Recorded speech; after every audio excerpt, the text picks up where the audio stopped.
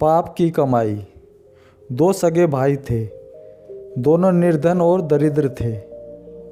ब्राह्मण पुत्र होने से पोथी पतरा ही उनकी पूंजी थी।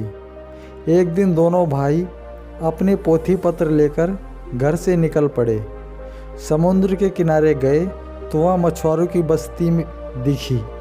दोनों वहीं जम गए और अपने को महाज्योतिषी तथा झाड़ फूंक वाला बताकर उन्होंने उन मछुआरों को खूब ठगा।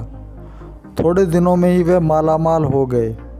तब उन्होंने घर लौटने का निश्चय किया।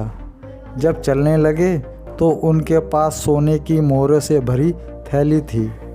उस थैली को दोनों बारी बारी से ढोते थे। जिस समय जिसके पास भी वह थैली होती वह वही सोचता, क्यों ना मैं अपने भाई को मारकर इस सारी थैली को अपने कब्जे में ले लूं। लेकिन दोनों में गहरा प्रेम होने के कारण किसी ने ऐसा पाप कर्म किया नहीं। जब दोनों अपने घर के पास पहुँचे तो जिसके पास थैली नहीं थी उसने थैली वाले से कहा, भैया माफ़ करना, जब जब भी यह थैली मेरे पास आई मेरे मन में तुम्हें मार डालने की इच्छा उठती थी। मैं तो इसे नहीं रखता, इसे तुम ही रखो।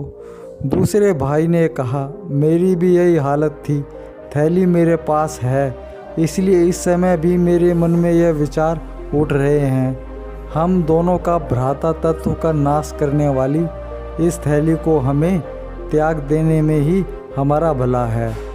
सामने ही कूड़ा करकट डालने के लिए गड्ढा बना हुआ था। उन्होंने थैली उसी में डाल दी, यह भी चिंता नहीं की कि उसे ढक भी दें। वे उसे डालकर चले गए, किंतु थोड़ी देर बाद ही उनकी बहन सब्जी काटकर छिलके उस गड्ढे में डालने के लिए आई। उसने थैली देखी, उसमें से कुछ मोहरें बाहर भी दिखाई दे रही थी। बहन ने उन मोहरों को अपने वस्त्रों से छिपाना चाहा, जिससे कि वह समय मिलने पर वह अपने पति के पास भेज सके। तभी एक भाई की पत्नी बाहर आई और उसने अपनी ननंद को देखकर बोली, आप यहाँ क्या कर रहे हो? ननंद ने समझा कि भाभी ने मोहरें देख ली हैं। बिना सोचे समझे ही उसने अपने हाथ की तरकारी काटने की छुरी भाभी के पेट में भोंक दी। छुरी लगने पर उसके मुख से चीख निकल गई। चीख सुनकर उसके पति दौड़कर बाहर आए। उसे देख बहन भागने लगी तो मोहरों की वह थैली जमीन पर गिर पड़ी। बहन को और कुछ नहीं सूझा तो वह छुरी उसने अपने पेट में भोंक दी। तब तक दूसरा भाई भी आ गया था। वह यह सब कुछ देखकर बोला, भैया पाप से कमाए इस धन के फेंक दिए जाने पर भी इतना अनर्थ कर दिया। दोनों भाई वहीं सर पकड़ कर बैठ गए।